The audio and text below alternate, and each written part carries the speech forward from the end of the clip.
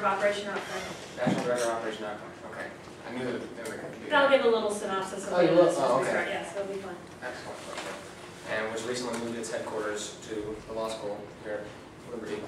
So it's been a wonderful relationship between her and Liberty students as they started the Rose Pro-Life Conference last semester. And some of you might have gone to some of the special speakers for that. I think you spoke for that conference, correct? And she's just been extremely supportive of all the efforts of Liberty students and any of the pro-life ministries we're trying to get started. So I'm so thankful that she decided to come a second time and give this presentation again. And please give your attention to Lisa. Thanks, Daniel. Okay, you're welcome. Well, hi, how y'all doing tonight? Good? Well, Daniel said, my name is Lisa Dudley. I am the National Director of Operation Outcry. Operation Outcry is an international justice ministry of the Justice Foundation. It's a nonprofit legal foundation. Our vision is to end the pain of abortion in America and around the world. The Justice Foundation has represented Norma McCorvey. She was here last fall. Do y'all remember when she was here? She's the former Roe of Roe v. Wade. And Sandra Cano, the former Doe of Doe v. Bolton. These are the two cases that legalized abortion in 1973. Both of these ladies want to take their cases back to the Supreme Court and have them reversed. Some interesting tidbits. Neither one of these ladies ever had abortions. Okay? Norma did want one, but by the time Roe was decided, she'd already had the Roe baby, and the baby was given up for adoption. Sandra Cano's case was based on lies and fraud. She never signed the affidavit that was used in the Supreme Court case. She's now working tirelessly to try to get that changed over because she doesn't want that in her name. Roe versus Wade, just to kind of lay out some of the basis of what our thought process is about abortion is that there are two great lies that were created by Roe versus Wade. Dr. Honeycutt alluded to them a little bit when he started his off. One, it's not a baby. And two, women need abortion. They say it's safer than having a baby. Abortion is good for women. In 20 minutes, you never have to think about it again. I kind of want to drive home the point, as Dr. Honeycutt said, we have done a lot to tell people it's a baby. There's ultrasound. There's so much evidence now that they didn't have in 73. They knew it was a baby in 73, but now we have so much evidence. When you see that ultrasound, that little baby, 8 weeks, this is a 12-week gestational baby. It has a face, it has arms, it has legs, it has fingers, it has toes. It's a baby. I would encourage you, some of the things I want to equip you guys with and want you to take notes on, go to heritagehouse.org. They have all kinds of different materials, pro-life activity, different materials that will be useful as you step out to do this kind of work. And they have these little babies, and you can get them in bulk. And I would encourage you to keep them with you. I carry this with me everywhere I go. Because you never know when you're going to run across someone and you get in a situation you need to talk to them. And sometimes they're saying, well, it's not a baby. This is 12 weeks. Most abortions take place anywhere from 6 to 12 weeks gestation. Okay? Go ahead and do the next. The bottom line is abortion hurts women, it hurts men, and it hurts families. I'm going to talk a little bit more about that as we go a little bit further into it. Let's go to the next slide. Who's having abortions? High school and college students. It's most common anywhere from the age of 16, actually it's younger now, 14 to age 24 are the ages that most abortions are taking place. They're actually occurring younger. There are 10, 11, 12-year-old little girls having abortions. Liberty students. How many of you think Liberty students are not having abortions? Okay, I'm glad to see that. Liberty students are having abortions. And you're going to be going to Roanoke. That's the abortion facility that most of the students, while they're up here, are going to. You're going to see Liberty students out there. Church people. How many of you think if you go to church, you're not having an abortion? Church people are having abortions. How many of you think pastors or pastors' wives have ever been involved in abortion? They have. Married couples. A lot of times you think it's a girl getting in trouble. Sometimes it's married couples. They don't want any more children.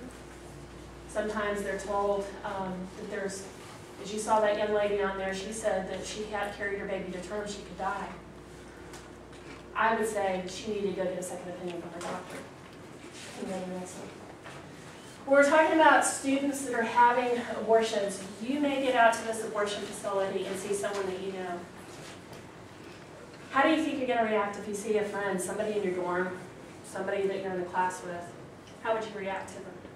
What would you say? How would it make you feel? Let me ask you that question. Shocked. I'd be very surprised. I know it happens, but just to actually see it would just kind of bring it up to face value. Would it make you angry, or would it just hurt you? Hurt? Feel let down. You think, well, I'm in a Christian university. These things aren't supposed to be happening, but it does. We're all human beings. And Dr. Honeycutt shared, and the scripture is for all have sinned and fall short of the glory of God. We all get tempted. We all fall short. We all come against those things, even those of us who are walking with the Lord. It comes against us every single day of our lives. You may also see middle school and high school students, even with their parents. I want to drive this point home because as you're standing out there, you may run across a little girl. How's that going to make you feel? And they may be with their mom, with their dad, with a grandparent, some older person. It happens all the time. And it's hard. It's hard to see. Churches.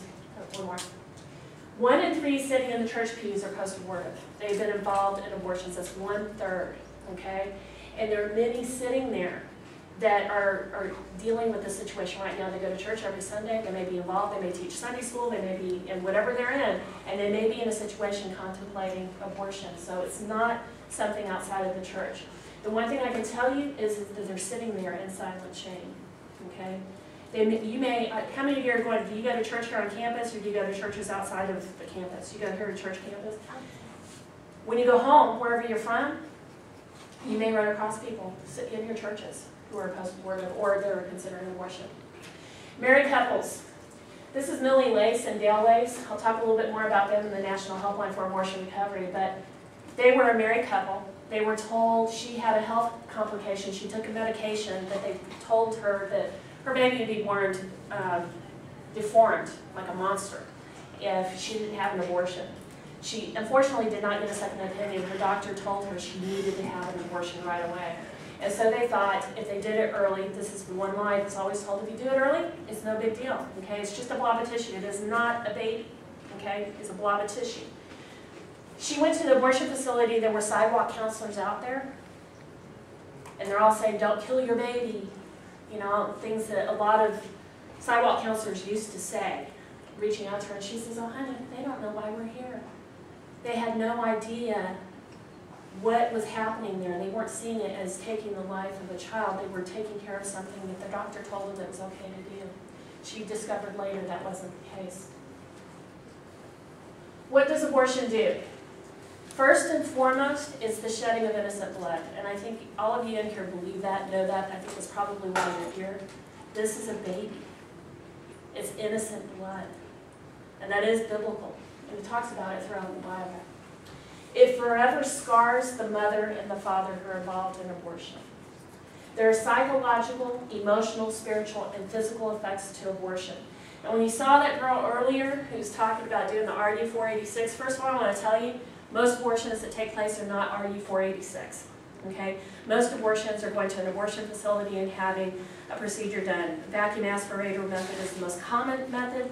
There are other methods depending upon how far along you are. Most people are not having those chemical abortions, okay? I'm going to the next one. Side effects of abortion. Post-abortion trauma. Anger, rage, inability to forgive yourself, emotional numbness, sexual problems or promiscuity, eating disorders, intense grief, sadness, lowered self-esteem, drug and alcohol abuse, nightmares and sleep disturbances, suicidal urges and attempts, difficulty with relationships, anxiety or panic attacks,